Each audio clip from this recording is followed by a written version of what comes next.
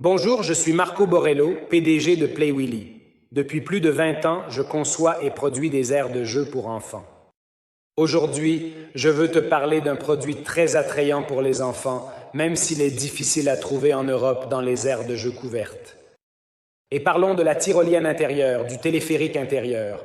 La tyrolienne est un produit qui vient de l'extérieur, c'était un classique pour les parcs d'aventure et les amateurs de sensations fortes.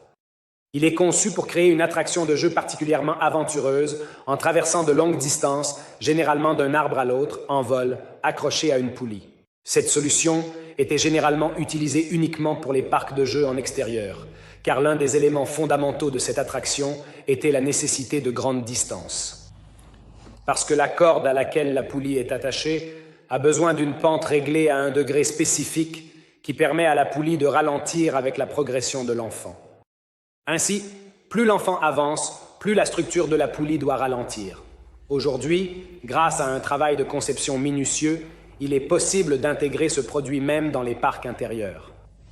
Idéalement, travailler avec des mesures de 6 à 7 mètres de distance entre le point de départ et le point d'arrivée est préférable. Et surtout, il est fondamental qu'il y ait des protections adéquates, surtout au point d'arrivée de la structure. Cela s'explique par le fait que l'enfant qui passe du point de départ au point d'arrivée arrivera souvent de manière désordonnée. Il pourrait donc arriver les jambes en avant, tout comme il pourrait arriver le dos en avant. Il est donc crucial de veiller à ce que le point d'impact, c'est-à-dire le point final, soit toujours sécurisé avec des matériaux souples et résistants au choc pour assurer la sécurité. Donc, il est recommandé d'utiliser un revêtement anti-choc ou une structure équipée de mousse PVC qui absorbe entièrement l'impact pour protéger l'enfant. Il est essentiel d'utiliser un casque lors de l'utilisation de la tyrolienne, fortement recommandé.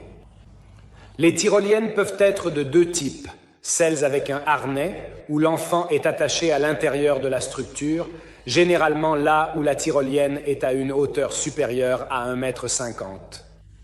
Ou il y a des conceptions qui prévoient une tyrolienne avec l'accrochage des enfants uniquement manuel, donc les enfants se tiennent en pratique à ces deux poignées qui sont similaires à celles d'un vélo, pour ainsi dire, et qui permettent de sauter tout en restant en position verticale. D'autres solutions privilégient un siège plus petit pour que les enfants gardent les jambes libres et amortissent le choc lors de l'atterrissage. La tyrolienne est un produit particulièrement attrayant à l'intérieur car il est facilement personnalisable, donc facile à intégrer dans une structure et étant obligatoirement visible, il est très beau à regarder s'il est thématique. Du point de vue de la sécurité et de l'impact visuel, il est particulièrement attrayant si l'arrêt de la zipline est composé d'un bassin d'éponge ou d'un bassin de balle où l'enfant peut se laisser tomber à la fin du parcours. En Europe, on commence de plus en plus à voir ce type d'attraction et je suis sûr qu'au cours des prochaines années, elle sera de plus en plus présente, car on a enfin compris que les attractions impliquant des compétences spécifiques ou un certain degré d'aventure sont particulièrement appréciées par les enfants.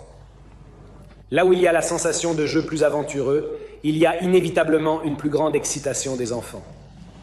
J'espère comme toujours que cette vidéo pourra vous être utile pour le choix de vos produits ou pour l'aménagement de votre parc et je vous rappelle que pour toute information, vous pouvez me contacter et nous contacter sur tous nos réseaux sociaux et sur notre blog. Salut de la part de Marco Borello et à bientôt. Salut de la part de